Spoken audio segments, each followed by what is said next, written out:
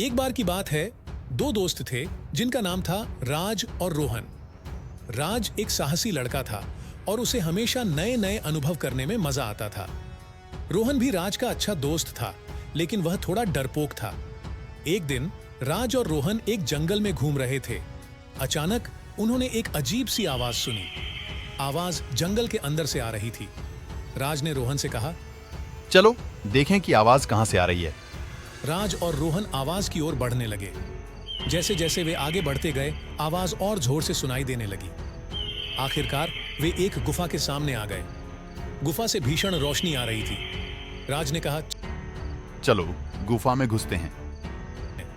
रोहन ने कहा। लेकिन यहां तो बहुत अंधेरा है। राज ने कहा। डर मत, मैं तुम्हारा साथ हूं। राज और रोहन ने गुफा में प्रवेश किया।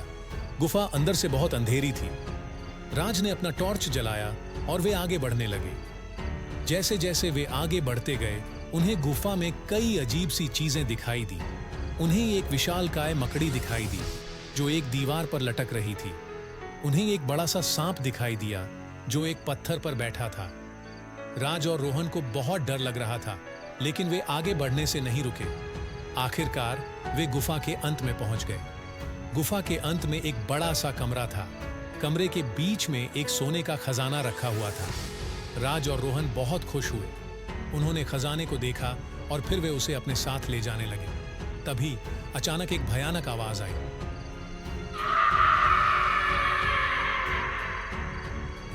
राज और रोहन ने देखा कि एक विशालकाय राक्षस खजाने के सामने खड़ा था।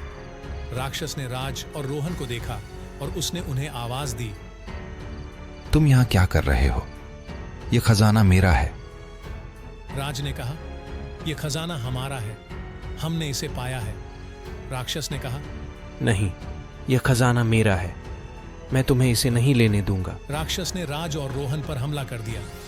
राज और रोहन ने राक्षस से लड़ना शुरू कर दिया। लड़ाई बहुत जोरदार थी।